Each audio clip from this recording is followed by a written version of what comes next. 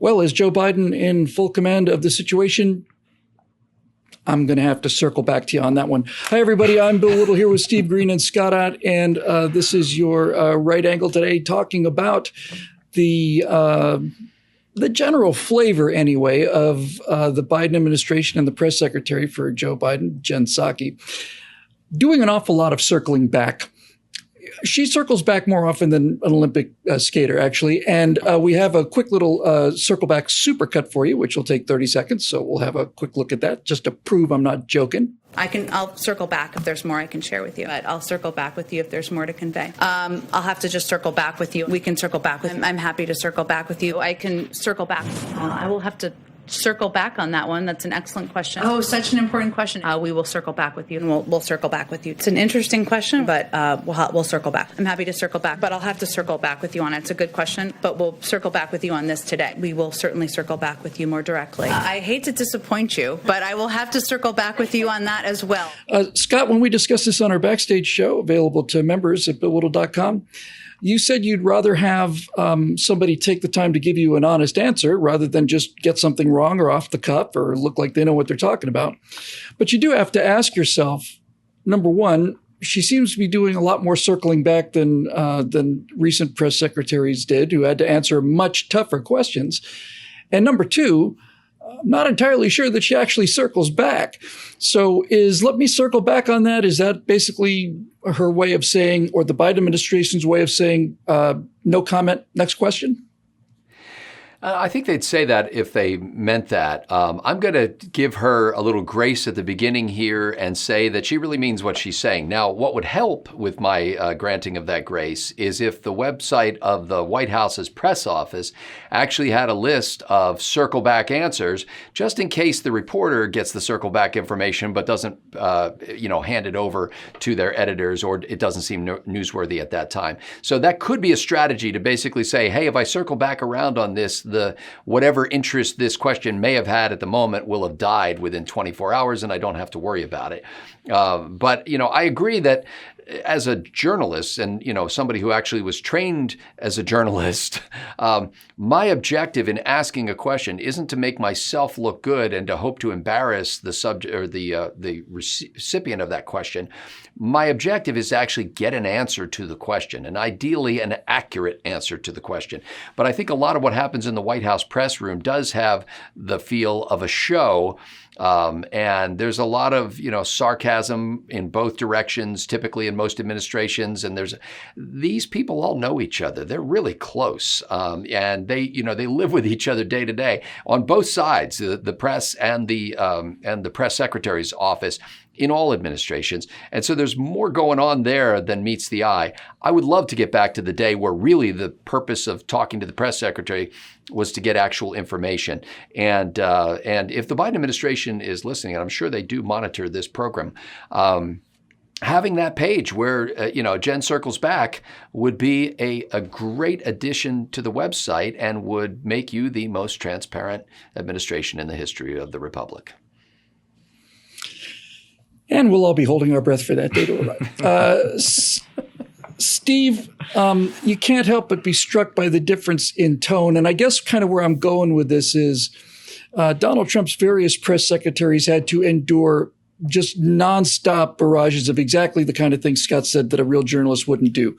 Gotcha questions designed to trip you up or catch you, questions that don't even really have an answer so much as designed to state the reporter's particular bias or whatever virtue signal they wanted to send, and so on and so on and so on. And it seems to me that the various press secretaries that Donald Trump had, did an awful lot better job of going straight at the answers to the questions than this press secretary has been so far, with a considerably easier set of questions. I got this story from your Insanity Wrap over at PJ Media. There's also some backstage talk about kind of be nice to get the questions in advance, isn't it? Yeah. The Daily Beast blew that one wide open on Monday. I want to mention something about the circle back thing, though. It sounded familiar to me, and I was pretty sure I knew it from the original Monty Python-ese, and I ran it through Google Translate while Scott was speaking. And in the original Monty Python, it's run away! So Now you know. The Daily Beast report was about Biden administration trying to get the White House reporters, the White House press corps, to tell them in advance what the tough questions were going to be so they could be ready for them. And, it's cheating. Looking for the questions in advance. You break into the schoolroom and steal the final exam, why don't you? It's no different, except you're asking the teacher to give you the questions to the final exam beforehand. It's just absolutely cheating. What's revealing, Bill, about this story, though, is, the press has, believe it or not, a public forum in which they can publicly embarrass the people who are trying to lie to them. They are the media. This is what they do. So it is telling that instead of going public with this story, they went to the White House press or the White House Press Association, the organization, to say, they're being mean to us at the White House. They want us to give them the questions. Can you do something about that, please? When in fact, they have every means at their disposal to embarrass this White House out of abusing them in this way. And yet it took the Daily Beast, and God bless them for this, it took the Daily Beast to do some honest reporting to get this story about the White House trying to get the questions in advance out into the public. Even so, I don't know if you read the whole thing, but the first 3 or 4 paragraphs of this Daily Beast report, it was couched.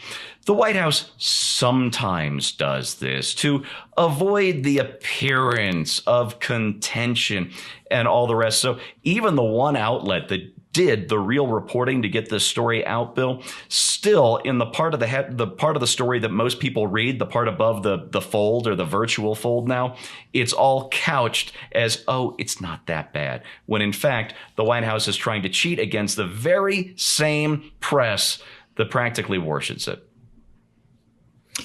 Well, I'm still, at least I'm old enough to remember what the press is supposed to do. And I don't think you're going to surpass this maxim, which is just dead on perfect. The job of the press is to comfort the afflicted and to afflict the comfortable. And that's what the job of the press should be. They should be the body's immune system that is constantly searching out pathogens and destroying them on sight by bathing them in sunlight.